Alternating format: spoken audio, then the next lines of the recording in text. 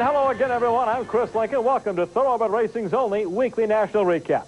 Let's start with our feature race of the week. We'll go to Southern California, Hollywood Park, the 15th running of the Grade 3 Native Diver Handicap. Thoroughbreds 3 and up, going a mile and an eighth. The purse added money, $108,300 total. Let's check the field now. We'll start on the rail. Casual Lives, the 9-5 favorite with Gary Boulanger. Remember, Casual Lives, the trainer and owner Shelley Riley. Horse that ran second in the 92 Kentucky Derby. Have Fun at 26. Ravenwood at 9-1 with Eddie Delahousse. La Express has Alex Solis at 4. Slew Damascus coming from Northern California, 3-1 with Corey Nakatani. Scratch the 6 horse. Rounding out the field, Julianus with Stevens. Lottery winner with Corey Black. And substituting for Trevor Demond on vacation, Gary Henson has the call. Here they go. Slew of Damascus takes the early lead. Casual Eyes from the inside second. Lottery winner now rolls up from the outside quite strongly. Then Ravenwood now in fourth. Julianus is fifth. Have Fun in sixth. L'Express, as expected, is far back. And now they're rounding the first turn. Slew of Damascus has the lead by 3/4 of a length. Lottery winner in second, also by 3/4 of a length. Ravenwood is third and next. Casual Eyes, well in hand, is fourth, only 2 off the lead. Then a gap of 3.5 lengths. Finds Have Fun from the inside. Then Julianus and L'Express still trailing. Now they're racing down the backstretch. Slew of Damascus holds the lead, is well in hand, has the lead of a 1/2 length. Lottery winner in second, Ravenwood in third. Casual Eyes is fourth, a gap of 3.5. Then Have Fun, Julianus, and L'Express. And they're on the half, 47-1. They're going into the turn. Slew of Damascus set that fraction and holds the lead of 3/4 of a length. Lottery winner is second. Ravenwood in third. Casual Eyes is fourth, now 5 off the lead. And now they're midway around the far turn. Slew of Damascus looks strong, holds the lead of 1.5 lengths. Lottery winner is second. Then it's Ravenwood in third. Then Have Fun from the outside in fourth. And Casual Eyes along the rails. L'Express is closing ground. They're coming to the furlong marker. Slew of Damascus. This chestnut colt looks strong. Digs in. Out there by 4. Then Lottery winner second. L'Express rolls on the outside. But it's all Slew of Damascus. Slew of Damascus, the high-weight invader from Northern California, leads wire to wire to win the Native Diver Handicap at Hollywood, his 3rd win in a row. The Tennessee bred, that's right, Tennessee bred, son of Suicide, was running for a claiming price of as low as $16,000 last year. But with Saturday's $62,300 first-place check, his career earnings now over $429,000. Here he comes down the stretch. Corey Nakatani had them out for trainer Craig Roberts. Owners Harbison, Loesch, and Nicarto. 9-5 favorite Casual Lives. Kentucky Derby runner-up in 92, finished 4th. A lot more racing. The first of our 2 recap sections is straight ahead here on the Digest. The Daily Racing Form Thoroughbred Digest is brought to you by America's Turf Authority, the Daily Racing Form, by the Illinois Department of Agriculture, promoting Illinois-bred horses year-round, and by Brookside Farms.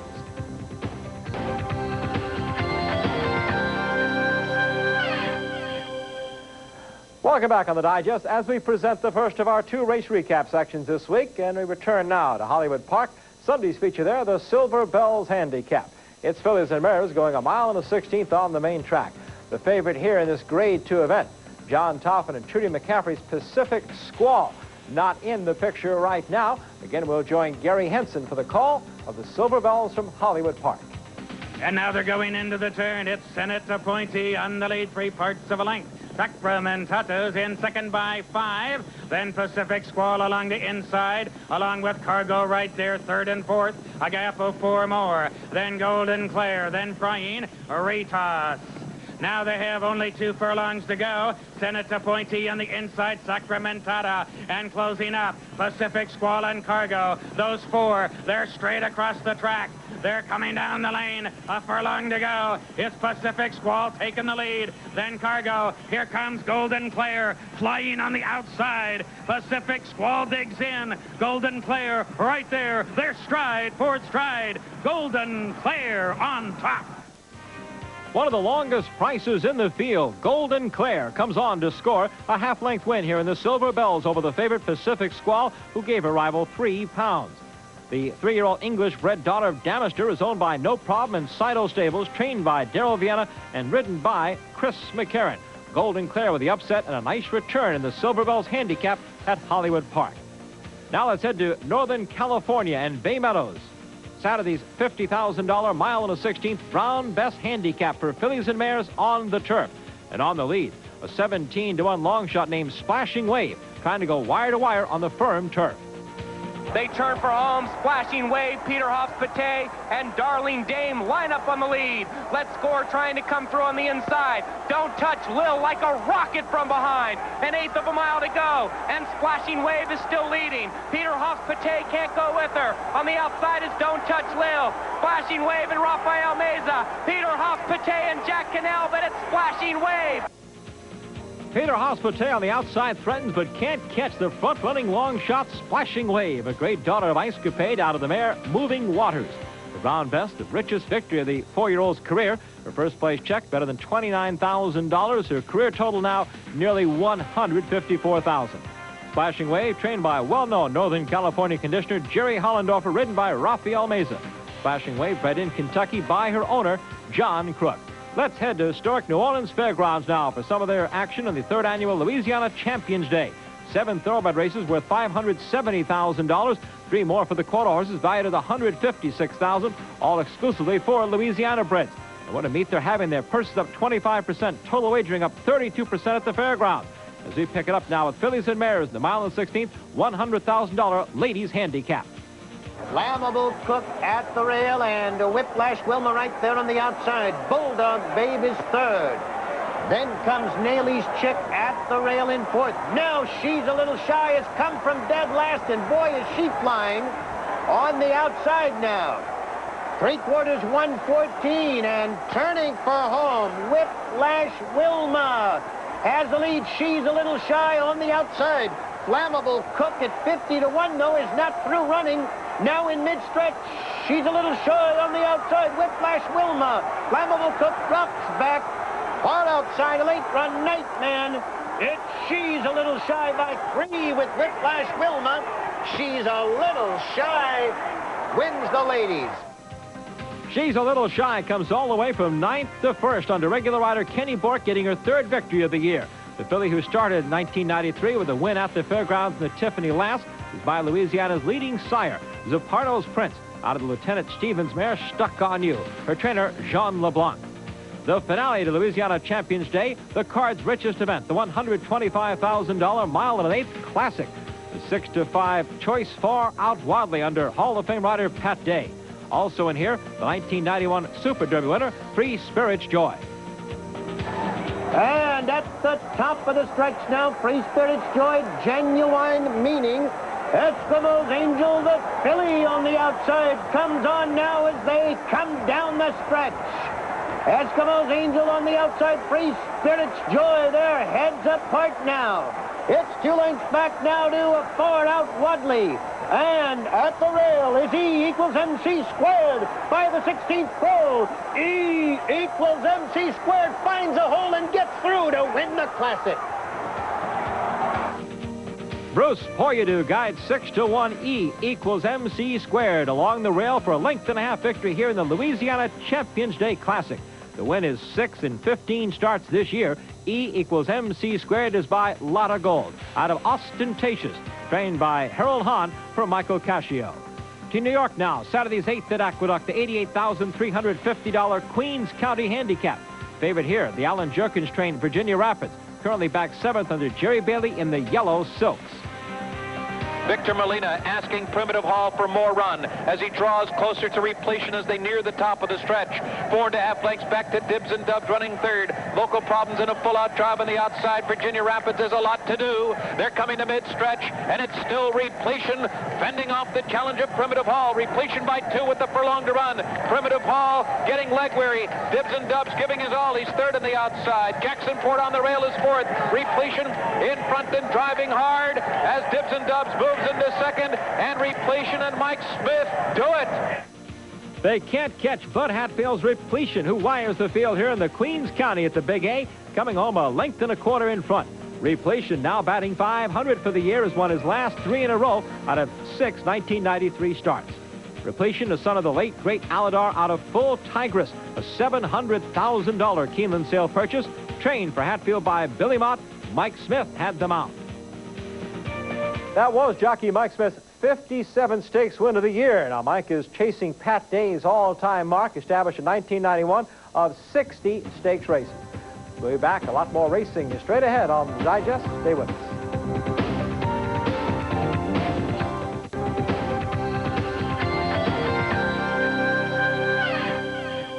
Welcome back on the Digest. Time now for our second national race recap. We'll take you to Hawthorne Park outside Chicago. Their special weekend of racing designed to honor an old friend of ours and a legend in Illinois racing, retired track announcer Phil Georgieff, who in 34 years called a world record 96,000 plus races. So relax, Phil, in Alabama. Enjoy the races. 4 stakes devoted to Illinois breds made up for this $300,000 Illinois Festival of Racing. The race that kicked things off, the 3-year-old Colts and Geldings division of the Illinois Stallion Stakes. 1 mile and 70 yards with 75,000. Kurt Becker has the call. Top of the stretch. No sour grapes, only Foolin'. Powerful headache from the inside. They're going at it as they come to the furlong marker. Horses coming from everywhere. Digger Odell, where are you? Seville Slew about to join the hunt as well. Seville Slew charging on the outside. He is all out, coming to the 16th pole. Seville Slew from far back in the pack. Digger Odell, where are you? Tries to hang tough. Seville Slew will take it by a length. 11-1, Seville Slew, a 3-year-old son of Slew's Folly, comes from 6th to win the Colts and Geldings division of the Illinois Stallion Stakes by a length under jockey Jerry LaSala. The Illinois bred, who ran for an $8,000 claiming tag as recently as October 17th in Detroit, is trained for owner Roger Leduc by Luis Dominguez. Seville Slew earned a first-place check of $42,768. Following that race came the $100,000 Illinois Breeders' Debutante. It's 2-year-old Illinois bred fillies going 1 mile and a 16th. Odds on here at 1-5. Valine Farms' Bayou Plans. He's on the lead under Kurt Bork. Bayou Plans through it all. Still has the lead by 2 lengths at the furlong marker. Powerful Gal second. Even the Wind third. 2 stars for Natalie, a very distant fourth. Bayou Plans, Powerful Gal down to these 2. Final 16th. Bayou Plans displaying tons of class. Coming to the wire is going to take it. Bayou Plans wins it. Bayou Plans outlasts Powerful Gal, taking the $112,000 Illinois Breeders' Debutante by a length and a half. Her 2nd win in a row, her 4th in the past 5 starts. This Illinois bred's first place earnings $67,200. Makes her career total now $162,000 for trainer Richard Scherer and Valine Farms.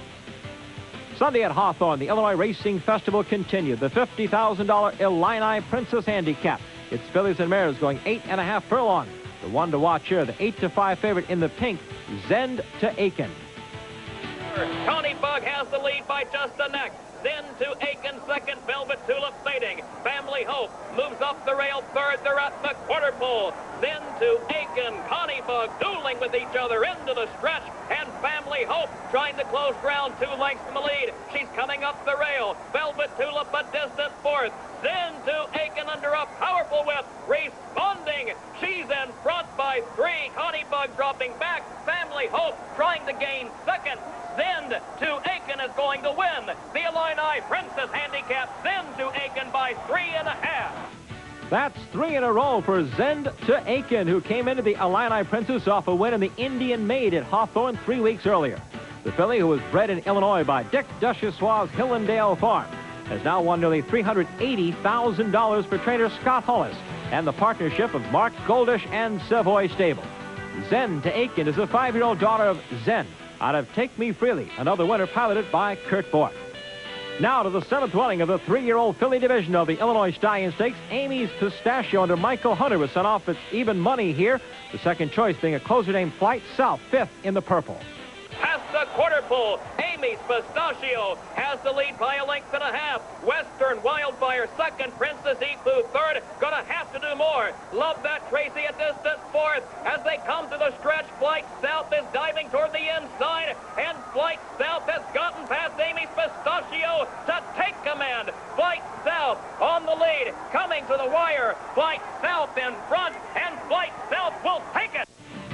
Nancy Veneer's Flight South avenges her loss to Amy's Pistachio in a big way, trouncing her rival by 5 lengths and giving jockey Kurt Bork his third of the 4 Illinois Festival races. By the way, Kurt has also won 8 stakes of the last 13 run at Hawthorne. Flight South trained for Nancy by her husband Harvey Veneer. The filly is by Megliore out of Eagle Song, bred in Illinois by her owner and trainer. It's time now for our Breeders' Cup Horse of the Week, a Breeders' Cup nominated thoroughbred that won a recent special or premium stakes race. And this is a special one for us. The Pete Axum Handicap at Calder Racecourse in Miami, Florida, run on November 28th. The race honors our late ESPN colleague just the way he would have liked to be remembered. Drawing off here is The Vid, trained by Marty Wilson, ridden by Pedro Rodriguez. The 3-year-old colt by World Appeal out of the Rising Market mare Siren Song is owned and bred in Florida by Joseph Sullivan. Going on to a 6 1/4 length victory in this Breeders' Cup Premium Stakes race to honor the Axe, and it paid a price the Axe would have loved it. He earned a first-place check of $32,970 for The Vid, including $12,000 in Breeders' Cup funds. Let's take a look at an upcoming Premium Stakes race in the Breeders' Cup National Program. Happening now, you know, there is the time of year, as you saw in our race recast, where you get some off tracks. Well, our handicappers have a different approach to how to win in those conditions. Let's join now Bob Newmeyer and Dan Kenny. A good handicapper sometimes needs the qualities of a good postman, Bob. Neither rain nor sleet nor mud will keep you from your appointed rounds. What about you? But isn't it amazing? Anytime it rains or pours and the track is sloppy and muddy, people freak out. Oh, no, what am I going to do? I say, go about your business as usual. It's not that big a deal in off track. You know, my formative years were in towns like New Orleans, Seattle, Vancouver. Tons of rain, and you either learned how to handle the mud or you didn't survive. I found over 30 years of play that you can identify sire lines. It moves through the generations, and certain sire lines are superior to mud, others are lousy. The great ones, Fleet Nasrullah, especially through his son Gummo and his son Flying Pacer. It's a half-hour show. Hail the Reason through Halo and Stop the Music and Mr. Leader. It's money in the bank. You can talk to me pedigrees all you want. If a horse isn't in shape, if he's not in the right condition, you can give me the best pedigree in the world that isn't going to matter. You may think I'm from Mars. I think that the feet are more important. That in a heavy, muddy track, a little foot with a little cup inside will do it for you every time. Okay, let me help you out some more. One more time. Pay attention. Genetically, these horses do pass it on. There has to be a reason, only nobody knows what it is. The only thing I can say is the sire lines I've described, decidedly in Hyperion and Determined, by the way, to throw in 3 more names, they're small horses. They're light horses. They don't have a big mass to get stuck in the mud. Dr. Mudd, no, I'm sorry. Listen, hey, every 5 horses that go on the track, as far as I'm concerned, 1 out of 5, you're right, can't stand up on it. 1 out of 5 will move up 5 lengths. The rest of them, it won't make any difference. It's conditioning. It's the right spot. That's what counts. Okay, to wrap it up, our friends at the Racing Forum have spoiled it all. They now tell you in one little line how a horse does in wet tracks, so pay attention when you go to the track. And Bob, I used to hoard this private information anymore, but now they can buy it for $3. Don't get drowned in a sea of mud. Well, like we're in the middle of a fight. Thank you, fellas. Well, for jockey Jerry Bailey, certainly one of the nation's top riders. He's got to be sorry to see 1993 coming to an end. It has been a career year for this popular race rider. He's Dave Johnson's guest this week on Horse Talk. Talking horses with a guy who's had an incredible 1993. Well, let's start with, the Kentucky Derby. Wasn't bad. A little bit of a long shot. Got through in places I never thought I could get through. At the top of the stretch, you saw that hole, and you dove for it. Yeah, what a terrific day that was. And, I mean, you didn't expect to win the Kentucky Derby, did you? No, absolutely not. I thought he would run okay, but I never expected to win it.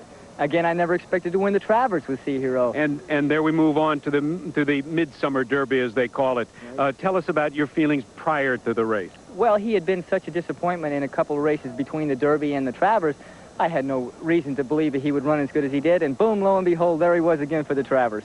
And was there a sort of a disbelief when he wasn't going to come to the Breeders' Cup? Well, almost like 91 when I lost Hansel after the Travers. I lost Sea Hero due to injury, and I thought I was through for the year, and lo and behold, I picked up the Breeders' Cup Classic winner. As we talk on just a few minutes, actually, after the Breeders' Cup Classic, a $3 million race. Pretty good for a kid from the southwest part of the country. It used to be $3,000 races at 130 to 1. Now it's $3 million. Okay, Jerry, let's go back to, when did you first hear about Arkang? I think about a week ago, my agent told me I was riding a horse for Andre Fabre, and I didn't know how to pronounce the name. I didn't know how to ride him because I couldn't understand French in the paddock. What kind of instructions did he give you? Do you know? Well, I couldn't understand the groom. He was speaking French, but Mr. Fabre told me, he said, don't override him in the beginning, and the rest is up to you. And it was. And as you came into the stretch, Bertrando had the lead, and there you were on the front. It wasn't quite as big a hole as in the Derby, but it was big enough to get through. What a year you've had. So the Derby, the Travers, the Breeders' Cup. What is it like to win a Breeders' Cup race? A $3 million extravaganza.